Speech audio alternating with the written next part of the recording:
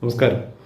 COVID-19 പോലെ ഒരു മാരകമായ വൈറസ് ഇൻഫെക്ഷൻ വീണ്ടും വന്ന് ലോക്ക്ഡൗണിലേക്ക് പോകുമോ എന്നുള്ളതാണ് പലരും ആശങ്കപ്പെടുന്നത്. എന്നാൽ അത്തരത്തിലുള്ള ഒരു ആശങ്കയുടെയും ആവശ്യമില്ല. ഇപ്പോൾ എല്ലാവരിലും കാണുന്ന ഹ്യൂമൻ മെറ്റാന്യൂമോ വൈറസ് എന്ന് പറയുന്ന അസുഖം ഇപ്പോൾ ആദ്യമായിട്ട് കണ്ടുപിടിച്ചതല്ല. 2001 നെതർലൻഡ്സിൽ കണ്ടുപിടിച്ച ഒരു വൈറസ് ഇൻഫെക്ഷനാണത്. അത് സാധാരണയായിട്ട് നമ്മുടെ റെസ്പിറേറ്ററി ഇൻഫെക്ഷൻ, സാധാരണ വൈറൽ റെസ്പിറേറ്ററി ഇൻഫെക്ഷൻ പോലെ മാത്രമുള്ള ഒരു വൈറസ് ഇൻഫെക്ഷനാണ്. പക്ഷേ ഇത് കൂടുതലായിട്ടും ബാധിക്കുന്നത് 5 വയസ്സിൽ താഴെ പ്രായമുള്ള കുട്ടികൾ, അതുപോലെ തന്നെ രോഗപ്രതിരോധശേഷി വളരെ കുറവുള്ളവർ, അതുപോലെ തന്നെ ഗർഭിണികളായിട്ടുള്ളവർ, ഇങ്ങനെയുള്ളവരെയാണ് ഇത് കൂടുതലായിട്ട് ബാധിക്കുന്നത്. അതേപോലെ തന്നെ ഇത് കാണപ്പെടുന്നത് എന്ന് പറയുന്നത് നമ്മളുടെ വിൻ്ററിൻ്റെയൊക്കെ അവസാനവും സ്പ്രിങ്ങിൻ്റെയൊക്കെ ഒരു ആരംഭ കാലഘട്ടത്തിലുമാണ് ഇത് കാണുന്നത്. കോവിഡ്-19 ഇതുമായിട്ട് എൻറ്റയർലി ഡിഫറെൻ്റ് ആണ്. ഇതൊരു സിംഗിൾ സ്റ്റാൻഡേർഡ് RNA നെഗറ്റീവ് വൈറസാണ്. കോവിഡ്-19 എന്ന് പറയുന്നത് SARS-CoV-2 എന്ന് പറയുന്ന വിഭാഗത്തിൽപ്പെടുന്ന ഒരു വൈറസാണ് ഇതുണ്ടാക്കുന്നത്. ഇത് രണ്ടിൻ്റെ ലക്ഷണങ്ങൾ ഏകദേശം ഒരേപോലെയാണ്. കാര്യം ചെറിയ ലക്ഷണങ്ങൾ എന്ന് പറയുന്നത് തുമ്മൽ, മൂക്കൊലിപ്പ്, ചുമ, തൊണ്ടവേദന, പനി ഒക്കെയാണ് ഇതിൻ്റെ പ്രധാനപ്പെട്ട ലക്ഷണങ്ങൾ.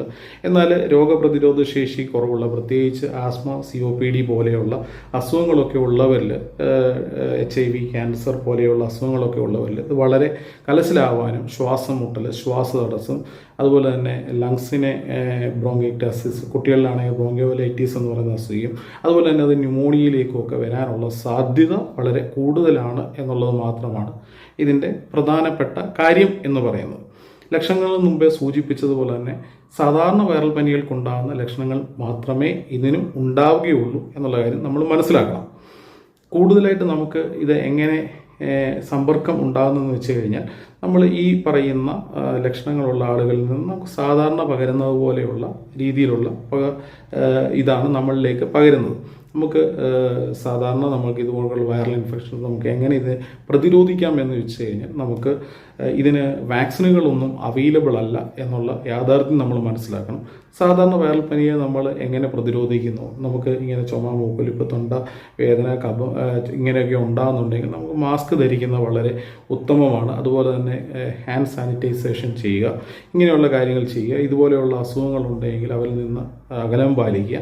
പിന്നെ ഈ അസുഖത്തിൻ്റെ ഒരു പ്രധാനപ്പെട്ട ലക്ഷണം വീസിങ് എപ്പോഴും ഉണ്ടാകുന്നതുകൊണ്ട്, അതുപോലെ തന്നെ ഇത് കൂടുതൽ ബുദ്ധിമുട്ടായി കഴിഞ്ഞ് കഴിഞ്ഞാൽ നമുക്ക് ഒരുപാട് ശ്വാസമുട്ടലുണ്ടാവും. ഒപ്പം റെസ്പിറേറ്ററി ഡിസ്ട്രസ് സിൻഡ്രോം പോലെയുള്ള അവസ്ഥയിലേക്ക് എത്താനും സാധ്യതയുള്ളതുകൊണ്ട് ഇതുപോലത്തെ ലക്ഷണങ്ങളൊക്കെ ഉണ്ടെങ്കിൽ നമ്മൾ നേരത്തെ തന്നെ ആശുപത്രിയിൽ പോയി കൃത്യമായിട്ടുള്ള ചികിത്സ തേടുക എന്നുള്ളതാണ് ഇതിൻ്റെ പ്രധാനപ്പെട്ട കാര്യം എന്ന് പറയുന്നത്.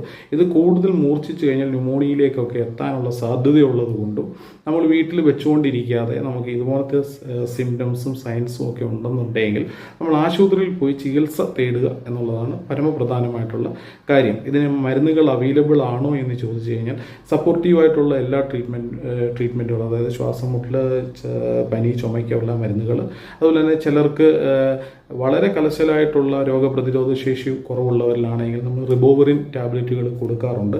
അതുപോലെ തന്നെ മറ്റ് കോംപ്ലിക്കേഷൻസ് ഉണ്ടാകാതിരിക്കാനുള്ള കാര്യങ്ങളും ചെയ്യുക എന്നുള്ളതാണ് ഇതിന് പ്രധാനപ്പെട്ട ലക്ഷണം. ഭയമല്ല വേണ്ടത്, ജാഗ്രത മാത്രം മതി. എല്ലാവർക്കും ആരോഗ്യം നിറഞ്ഞ നല്ലൊരു ദിനം ആശംസിക്കുന്നു.